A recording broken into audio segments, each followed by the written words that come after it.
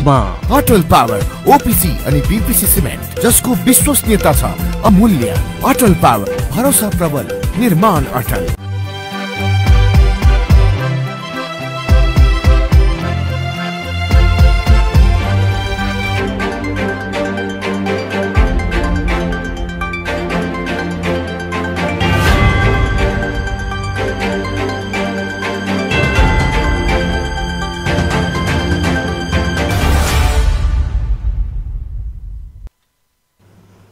नमस्कार, राज्य खबरमा स्वागत छ।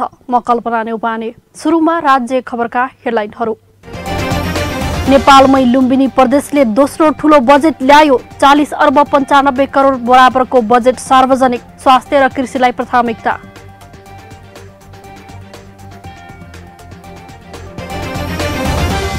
अविरल वर्षाले देशभरका नदी र खोलामा पानीको सतह चेतावनीको तह पार। मनाङमा विद्युत गृह र बेली ब्रिज बगायो। मुलुकभर दर्जनौं स्थानमा पहिरो, ठाउँ ठाउँमा सडक अवरुद्ध। इन्धन ढुवानी गर्ने ट्याङ्करका चालकहरूलाई कोरोना खोप लगाउन सरकार सहमत। विगत 3 दिनदेखिको आन्दोलन फिर्ता। इथियोपियाको द्वन्द्वग्रस्त क्षेत्रका 33,000 बालबालिका कुपोषणका कारण मृत्युको मुखमा। खाद्य सहायता उपलब्ध गराउन विश्वका दाताहरूलाई युनिसेफको आग्रह। र फिलिपिन्समा हुने एसियन महिला भलिबल प्रतियोगितामा नेपालले भाग लिने। त्यसका लागि राष्ट्रिय महिला भलिबल टोलीको काठमाडौँमा प्रशिक्षण सुरु।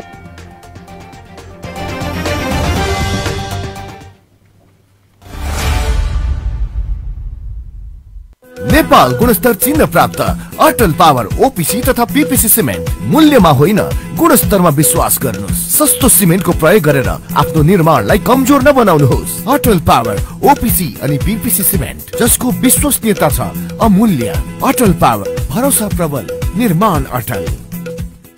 अब ढुक्क हुनुहोस्। धेरै समयदेखि प्रतीक्षा गरिएको विश्व प्रसिद्ध ढलान प्रविधि अब रूपन्देहीमा स्थापित भएको छ।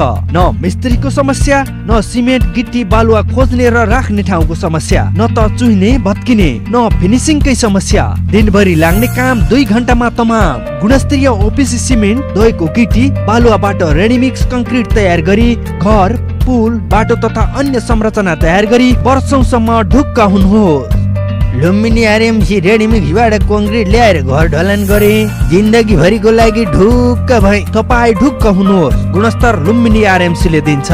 लुम्बिनी रेडीमिक्स कंक्रिट प्रणाली, तिलोत्तमा 12, मङ्गलापुर, रूपन्देही। फोन 071 562 391, मोबाइल 98 570 35 966 र 98 026 52 956। लुम्बिनी रेडीमिक्स कंक्रिट प्रणाली।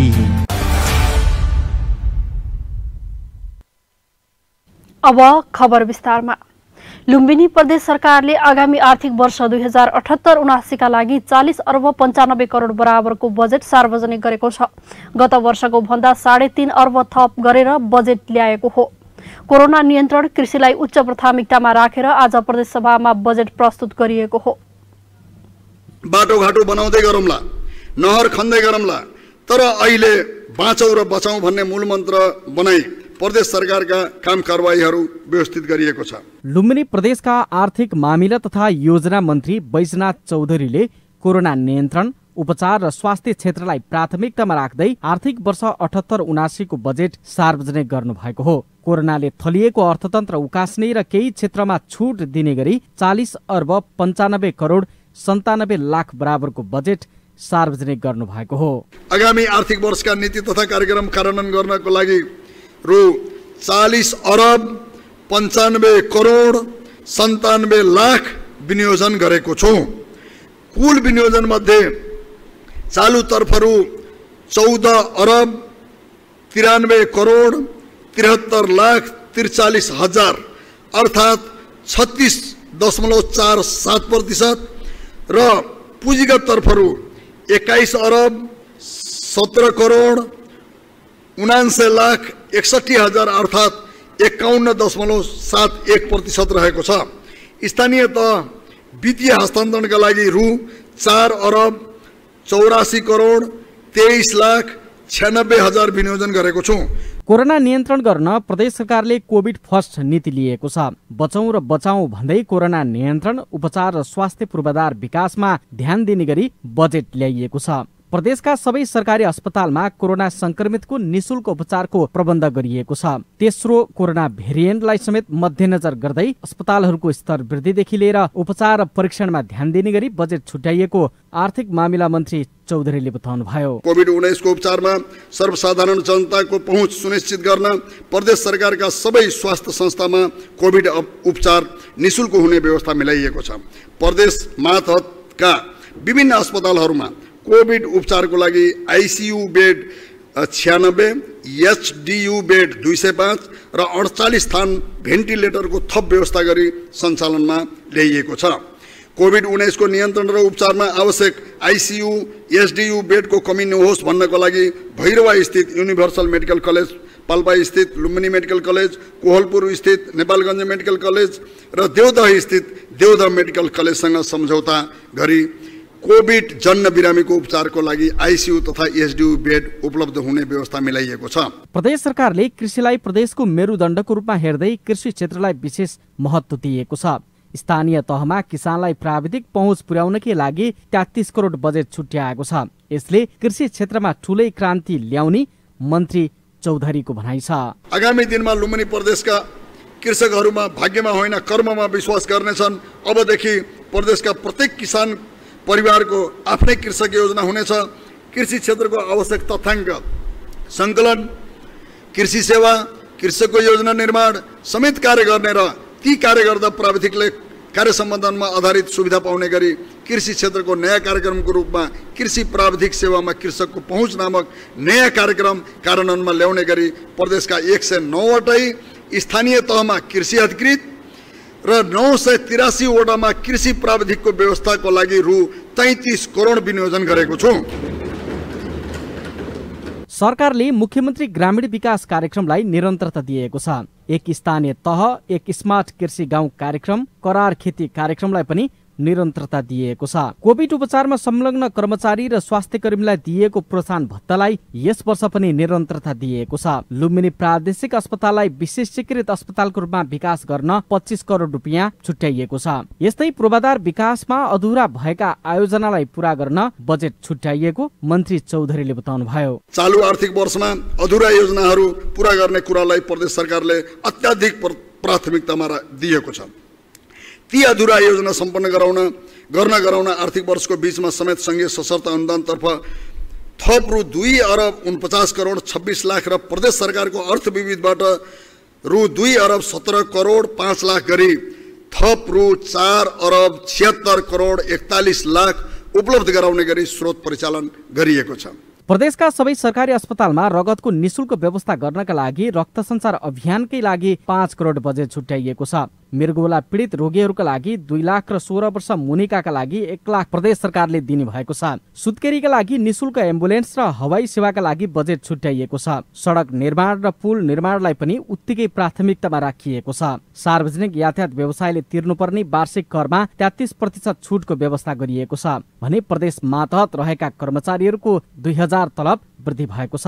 रोजगारीका लागि सिपमूलक कार्यक्रम, भगत सर्वजित कार्यक्रम, महिला सशक्तिकरण र सञ्चार मैत्री प्रदेश बनाउने लगायतका कार्यक्रमलाई बजेट छुट्याइएको छ। प्रदेश सरकारले गत वर्षका अधिकांश योजनालाई निरन्तरता दिएको छ। अर्को वर्षसम्म प्रदेशका सम्पूर्ण नागरिकलाई खोप उपलब्ध गराउने बजेटमा भनिएको छ। राज्य खबरका लागि खबर ब्युरोको रिपोर्ट। गण्डकी सरकारले आगामी आर्थिक वर्षका लागि 30 अर्ब 3 करोड 94 लाख 27 हजारको बजेट सार्वजनिक गरेको छ।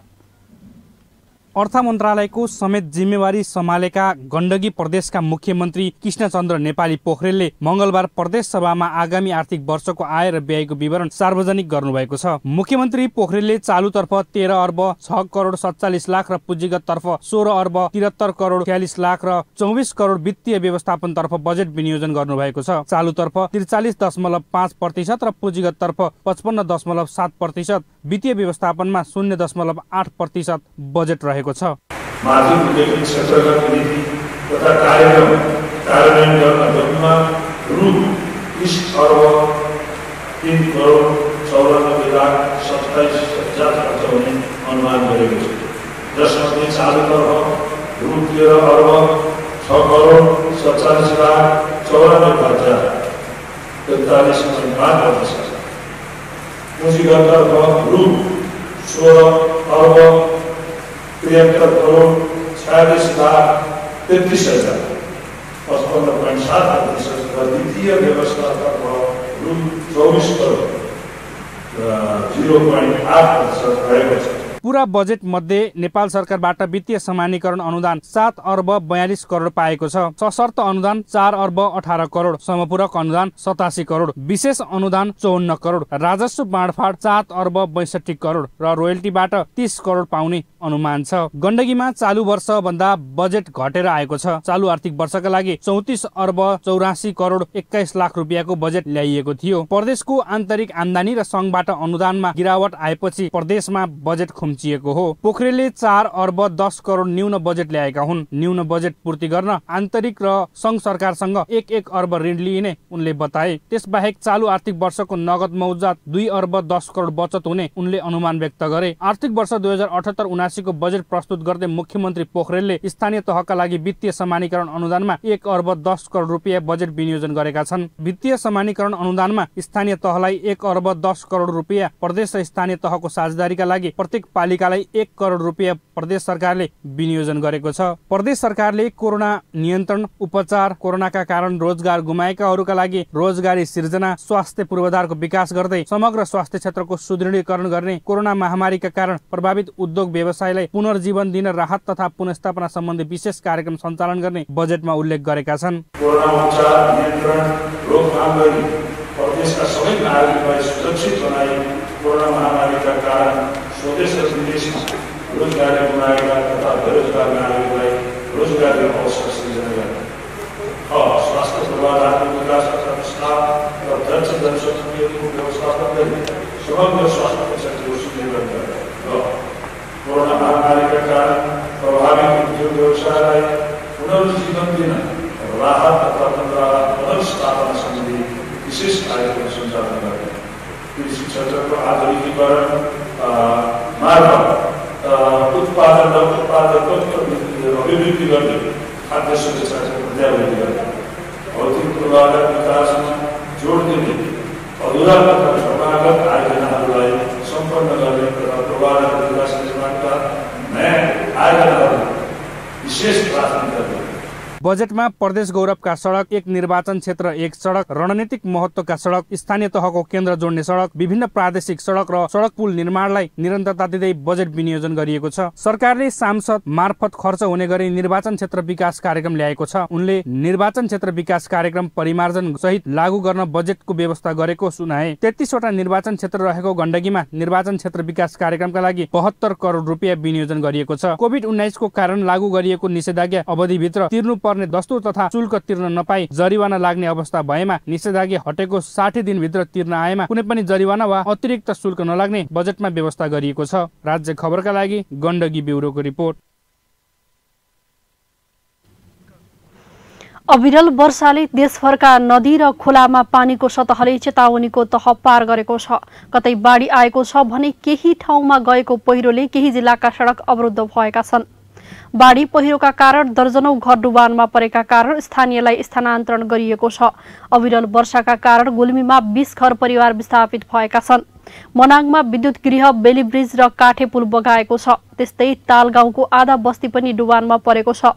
चामे गाउँपालिका 1 तिमाङ खोलाको बेली ब्रिज बगाएको हो। तिमाङ खोलामै रहेको 32 किलोवाटको स्यालक्यू खोला लघु जलविद्युत गृह पनि बगाएको जिल्ला प्रहरी कार्यालय मनाङका डीएसपी सुभाष खड्काले बताउनुभयो। वर्षाका कारण गुल्मी जिल्लाको इस्मा गाउँपालिकामा 2 वटा घर भत्किएर परिवारजन विस्थापित भएका हुन्। वर्षाका कारण बुटवल नारायणघाट सडक खण्डको बुटवल धागो कारखाना नजिकैको गणेशनगर नजिकैको मुख्य चरङ्गे खोलामा बनाइएको डाइभर्सन फासिदा सडक अवरुद्ध भएको प्रहरीले जनाएको छ। जसका कारण बुटवल नारायणघाट आवत जावत गर्ने सवारी साधनलाई भैरहवा हुँदै परासीबाट सञ्चालन गरिएको लुम्बिनी प्रदेश ट्राफिक प्रहरी कार्यालय बुटवलले जनाएको छ। नारायणी नदीमा पानीको सतह उच्च भएपछि गण्डक ब्यारेजका सबै ढोका खोलिएको छ। अविरल वर्षाका कारण पर्वततर्फबाट आउने सेती खोला उर्लेर आउँदा गुल्मी, स्याङ्जा र पर्वत जिल्लाको संगमस्थल सेतीबेनी बजार डुबानमा परेको छ। विश्वकै ठूलो शालिग्राम भएको स्याङ्जातर्फको सेतीबेनी बजार र मन्दिर क्षेत्र समेत डुबानमा परेको कालीगण्डकी गाउँपालिका 2 अर्बेनीका वडाध्यक्ष देवी प्रसाद नेउपानेले जानकारी दिनुभयो। गुल्मीको रिडी बर्तिमाङ सडकको सत्यवती भन्ने स्थानमा पहिरो जाँदा रिडी बर्तिमाङ सडक अवरुद्ध भएको छ। सेती खोला बढेर आएपछि छेउका मन्दिर सहित 18 घर डुबानमा परि त्यहाँबाट विस्थापित गराई सुरक्षित स्थानमा सारिएको वडाध्यक्ष नेउपानेले बताएका छन्। पहिरो खसेपछि गुल्मीको मुख्य रिडी तमघास सडक अवरुद्ध बनेको छ। वर्षाका कारण कर्णाली राजमार्ग अवरुद्ध भएको छ। सुर्खेत जुम्ला सडकका ठाउँ-ठाउँमा पहिरो खस्दा राजमार्ग अवरुद्ध भएको हो। लगातारको पानीले मुलुकभरका नदीहरूमा पानीको बहाव बढेको छ। नारायणी नदी, काशीको लुम्ले र चितवनको चरखरे, म्याग्दीको घोरेपानी, रूपन्देहीको तिनाउ, दाङको राप्ती, बबई, भेरी र यसका सहायक नदी जलाधार लगायत लुम्बिनी, कर्णाली र सुदूरपश्चिम प्रदेशको चुरे र तराई भई बहने केही साना नदीमा पनि पानीको बहाव बढेसँगै जोखिम बढेको जल तथा मौसम विज्ञान विभागको बाढी पूर्वानुमान महाशाखाले जनाएको छ। बिहिबारसम्म यी नदीहरूका तटीय क्षेत्रहरूमा विशेष सावधानी अपनाउन जल तथा मौसम विज्ञान विभागले अनुरोध गरेको छ।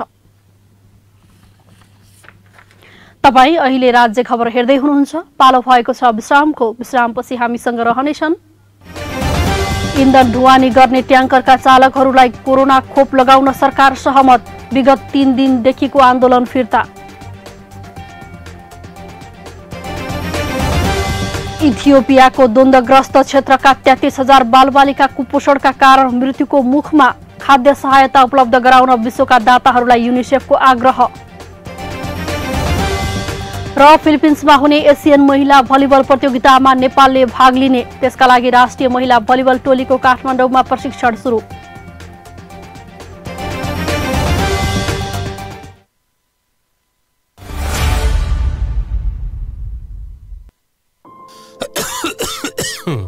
खोक्न फेरि सुरु भयो है। चुरोट छोड्नु भनेको मान्नुहुन्न? खासै खोकी छैन। थाहा छ, चुरोट, खैनी जस्ता सुर्तीजन्य पदार्थ सेवन गर्नेहरूलाई कोरोना संक्रमण भएमा गम्भीर लक्षण देखिने र जटिलता समेत हुन्छ। थाहा छ, तिमीले पनि अनेक कुरा थाहा पाउँछौ। हो त, सुर्तीजन्य पदार्थले फोक्सोमा पहिले नै क्षति पुगिसकेको हुन्छ, अनि कोरोना संक्रमण भयो भने झन क्षति पुर्याउँछ। अनि अरू? फेरि चुरोट, सुर्ती, हुक्का खाँदा हातका औँलाले ओठ, मुख र नाकमा छुने, अझ एक अर्का बीच साटासाट गरी खानेहरूमा त कोरोना सर्ने जोखिम झन बढी हुन्छ। हो र? नयाँ तर निकै महत्त्वपूर्ण कुरा भन्यौ तिमीले। अबदेखि म कुनै पनि किसिमको सुर्तीजन्य पदार्थ खाँदै खान्न। सुर्तीजन्य पदार्थको सेवन गर्नेहरूमा कोभिड-19 को संक्रमणको गम्भीर लक्षण देखि जटिलता समेत हुन्छ। त्यसैले सुर्तीजन्य पदार्थ कहिल्यै सेवन नगरौं। कोभिड-19 बाट बचौं र बचाऊ। विश्रामपछि पुनः स्वागत छ। अब बाँकी खबर। बागमती प्रदेश सरकारले आगामी आर्थिक वर्ष 2078-79 का लागि कुल 57 अर्ब 72 करोड 9,27,000 रुपैयाँ बराबरको बजेट सार्वजनिक गरेको छ।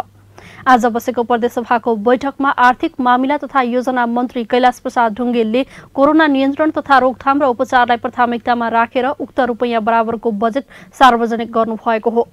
प्रदेश सरकारले आगामी आर्थिक वर्षका लागि पुँजीगत तर्फ 29 अर्ब 1 करोड 77 लाख 43,000 रुपैयाँ र चालुतर्फ 26 अर्ब 1 करोड 46 लाख 23,000 रुपैयाँ र वित्तीयतर्फ 2 अर्ब रुपैयाँ बजेट विनियोजन गरेको छ। सरकारले खर्चको व्यवस्थापनमा भने कर राजस्वबाट 23 अर्ब 82 करोड, राजस्व बाँडफाँडबाट 6 अर्ब 82 करोड, संघीय सरकारको वित्तीय हस्तान्तरणबाट प्राप्त हुने 16 अर्ब 92 करोड, विविध प्राप्ति 1 अर्ब 5 करोड र चालु आर्थिक वर्षको नगद मौजदात 9 अर्ब 10 करोड रुपैयाँ हुने अनुमान गरेको मन्त्री ढुङ्गेलले बताउनुभयो। साथै उहाँले सडक पूर्वाधार, शिक्षा पूर्वाधार, पर्यटन पूर्वाधार र स्वास्थ्य पूर्वाधारलाई पनि प्राथमिकतामा राखेको जानकारी दिनुभयो। आगामी आर्थिक वर्षको क्षेत्रगत नीति तथा कार्यक्रमहरू कार्यान्वयन गर्नहरू 57 अर्ब 72 करोड 9,27,000 विनियोजन गरेको छु।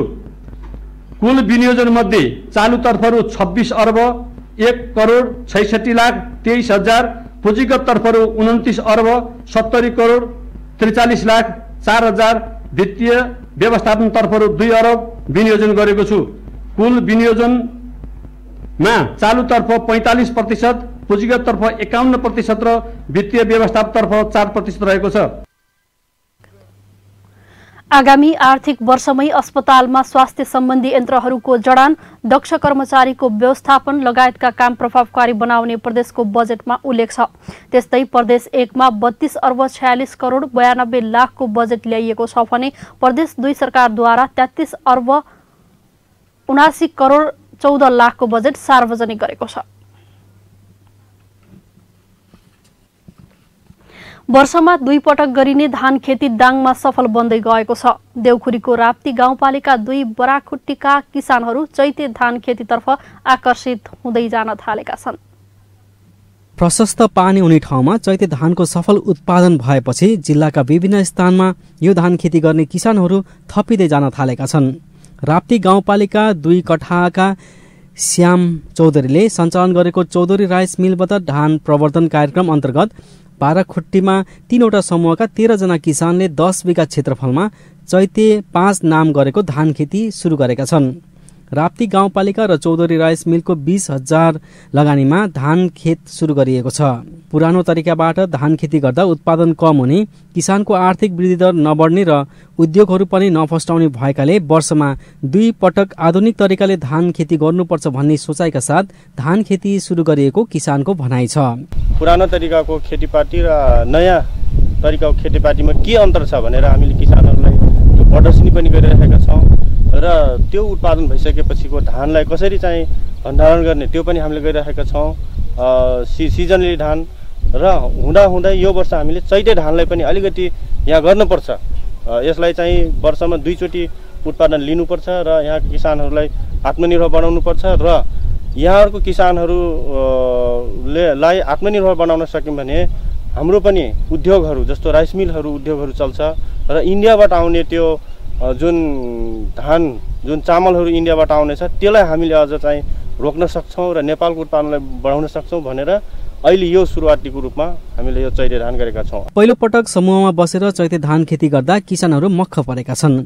राप्ती गाउँपालिका 2 बाराखुट्टीका कृषकले पहिलो पटक चैते धान गर्दाको अनुभव यसरी सुनाउँछन्। राम्रो, यस कृषिको लागि गरेको काम राम्रो हो। कृषि गर्नुपर्छ। कृषिमा आधारित भइसकेपछि कृषि सम्बन्धी ज्ञान बढोस् मान्छेहरूलाई, यहाँ पनि निम्न स्तरका मान्छेहरूले पनि भाडामा ल्याएर भने गर्न सकुन् भनेर हामीहरूले अलिकति गर्न थालेको। चैते धान चैत महिनामा रोपेपछि असारको अन्तिम सातामा उत्पादन हुने गर्दछ।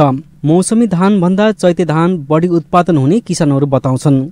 राप्ती गाउँपालिकामा भने 10 बिघा क्षेत्रफलमा यस वर्ष धान खेती सुरु गरिएको राप्ती गाउँपालिकाका कृषि शाखा अधिकृत महेश अधिकारीले जानकारी दिनुभयो। राप्ती गाउँपालिका वार्ड नम्बर 2 कठामा 10 बिघा क्षेत्रफलमा हामीले चैते धान खेती गरिरहेका छौँ। गाउँपालिकाले 50% अनुदानमा बिउमा चाहिँ सब्सिडी दिएको छ र 50% उहाँहरूको किसानको लगानी छ र अहिले चाहिँ चैते धान लगाउने काम भएको छ।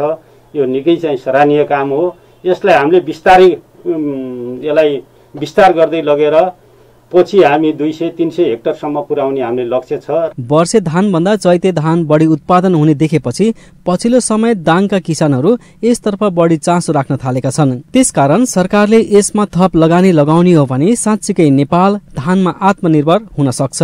राज्य खबरका लागि दाङ घोरैबाट दीपक ओलीको रिपोर्ट। कोरोना विरुद्धको खोप दिन सरकार सहमत भएपछि इन्धन ढुवानी गर्ने ट्याङ्करका चालकहरूको आन्दोलन फिर्ता भएको छ। नेपाल आयल निगम र नेपाल पेट्रोलियम ट्याङ्कर चालक संघबीच भएको वार्तामा ट्याङ्कर चालकलाई बुधबारदेखि खोप उपलब्ध गराउने सहमति भएको छ। बुधबारबाट एपीएफ अस्पताल बलम्बुमा खोप लगाउने सहमति भयो र हामीले आन्दोलनका कार्यक्रम फिर्ता लिएका छौँ, संघका अध्यक्ष ईश्वर लामाले बताए। उनका अनुसार बागमती प्रादेशिक डिपो कार्यालय थानकोटका ट्याङ्कर चालक र सहचालकलाई निगमले उपलब्ध गराएको परिचय पत्रको आधारमा खोप लगाउने सहमति भएको छ। सहमति अनुसार थानकोट डिपो र त्यहाँबाट प्रदेशभरि तेल ढुवानी गर्ने 900 जना चालक तथा सहचालकले कोरोना खोप पाउनेछन्। यस्तै अमलेखगञ्जका झण्डै 1400 चालक सहचालकलाई उतै खोप दिने सहमति भएको लामाले बताए। आन्दोलित ट्याङ्कर चालक तथा सहचालकलाई खोप लगाउने विषयमा सहमत भएको र केही बेरमा विस्तृत विवरण सार्वजनिक हुने निगमका प्रवक्ता विनित मणि उपाध्यायले बताए। कोरोना विरुद्धको खोप नपाएको भन्दै नेपाल पेट्रोलियम ट्याङ्कर चालक सङ्घको आह्वानमा बागमती प्रदेशभर आइतबारदेखि पेट्रोलियम पदार्थको ढुवानी अवरुद्ध गरिएको थियो। तपाईँ अहिले राज्य खबर हेर्दै हुनुहुन्छ। एकैछिन विश्राम।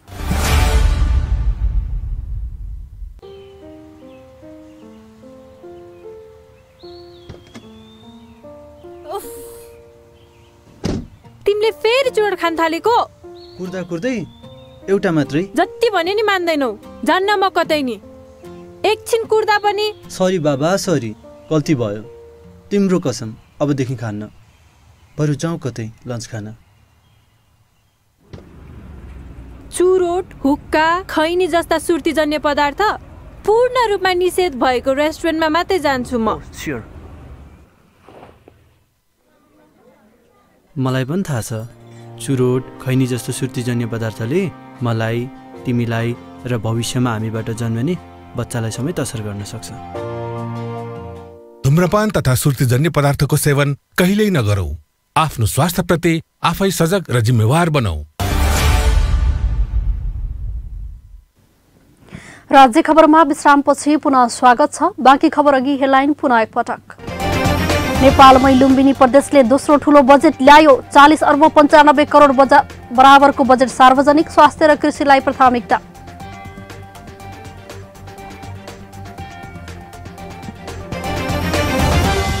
अविरल वर्षाले देशभरका नदी र खोलामा पानीको सतह चेतावनीको तह पार। मनाङमा विद्युत गृह र बेली ब्रिज बगायो। मुलुकभर दर्जनौं स्थानमा पहिरो, ठाउँ ठाउँमा सडक अवरुद्ध। इन्धन ढुवानी गर्ने ट्याङ्करका चालकहरूलाई कोरोना खोप लगाउन सरकार सहमत। विगत 3 दिनदेखिको आन्दोलन फिर्ता। इथियोपियाको द्वन्द्वग्रस्त क्षेत्रका 33,000 बालबालिका कुपोषणका कारण मृत्युको मुखमा। खाद्य सहायता उपलब्ध गराउन विश्वका दाताहरूलाई युनिसेफको आग्रह। र फिलिपिन्समा हुने एसियन महिला भलिबल प्रतियोगितामा नेपालले भाग लिने। त्यसका लागि राष्ट्रिय महिला भलिबल टोलीको काठमाडौँमा प्रशिक्षण सुरु।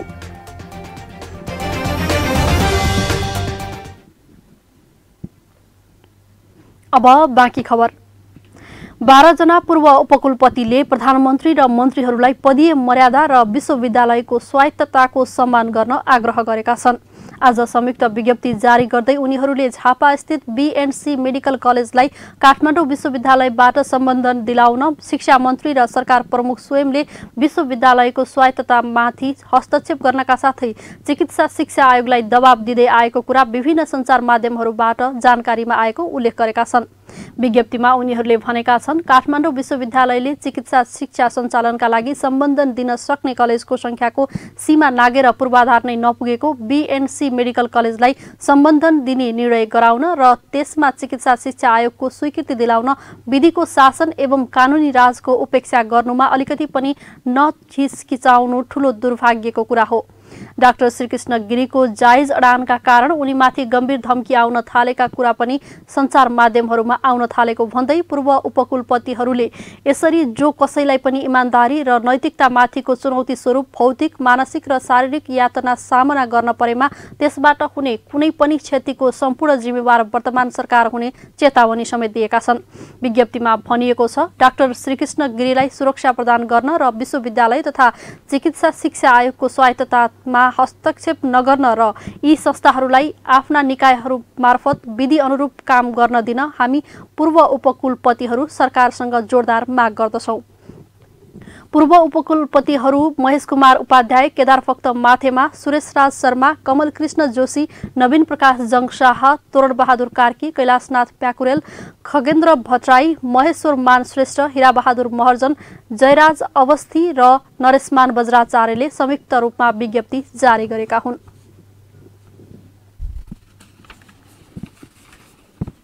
अब विदेशको खबर। संयुक्त राष्ट्र संघको बालबालिका सम्बन्धी कार्यक्रम युनिसेफले इथियोपियाका टिगरे भन्ने स्थानका कम्तीमा पनि 33,000 बालबालिका कुपोषणका कारणले ज्यान जाने अवस्थामा पुगेको बताएको छ। युनिसेफले सो क्षेत्रका 56,000 जना बालबालिकाको अवस्था निकै नाजुक रहेको भन्दै ती मध्येमा पनि 33,000 जना त कुपोषणका कारणले मृत्युको मुखमा नै पुगेको बताएको छ। संयुक्त राष्ट्र संघीय कार्यक्रम युनिसेफले उक्त जानकारी गराएको भन्दै विभिन्न अन्तर्राष्ट्रिय सञ्चार माध्यमहरूले जनाएका छन्।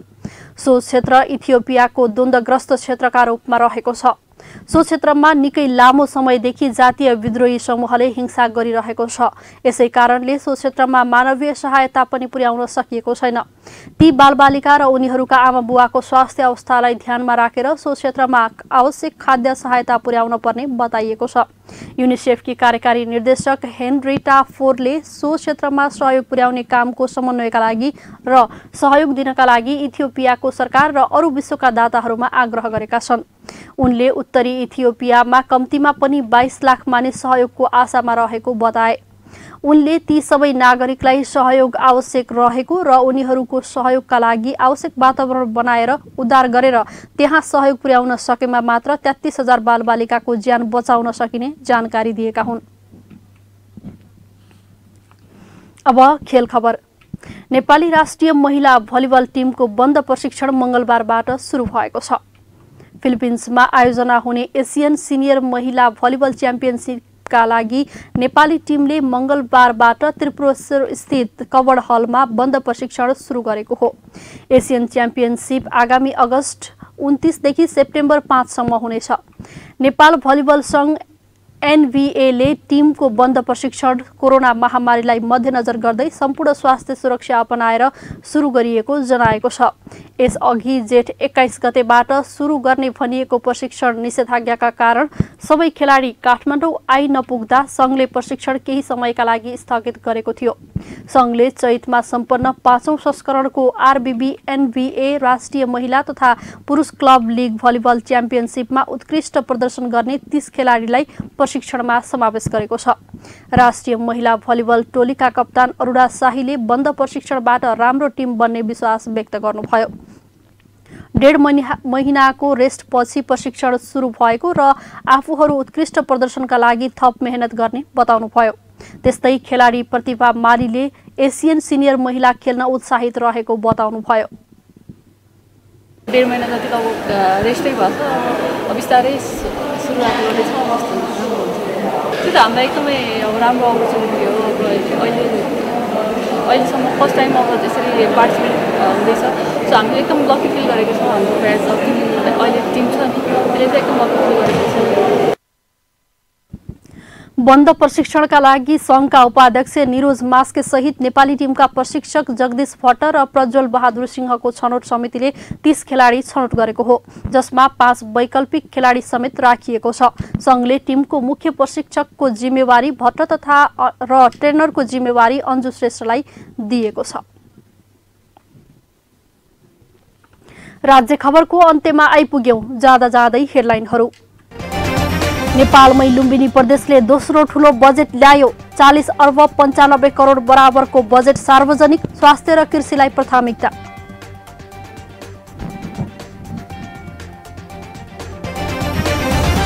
अविरल वर्षाले देशभरका नदी र खोलामा पानीको सतह चेतावनीको तह पार। मनाङमा विद्युत गृह र बेली ब्रिज बगायो। मुलुकमा दर्जनौं स्थानमा पहिरो, ठाउँ ठाउँमा सडक अवरुद्ध। इन्धन ढुवानी गर्ने ट्याङ्करका चालकहरूलाई कोरोना खोप लगाउन सरकार सहमत। विगत 3 दिनदेखिको आन्दोलन फिर्ता। इथियोपियाको द्वन्द्वग्रस्त क्षेत्रका 33,000 बालबालिका कुपोषणका कारण मृत्युको मुखमा। खाद्य सहायता उपलब्ध गराउन विश्वका दाताहरूलाई युनिसेफको आग्रह। र फिलिपिन्समा हुने एसियन महिला भलिबल प्रतियोगितामा नेपालले भाग लिने, त्यसका लागि राष्ट्रिय महिला भलिबल टोलीको काठमाडौँमा प्रशिक्षण सुरु।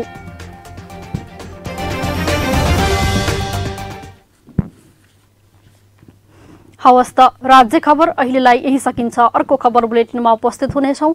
सूचना, समाचार र मनोरञ्जनका लागि हेर्दै गर्नुहोला राज्य टेलिभिजन। नमस्कार।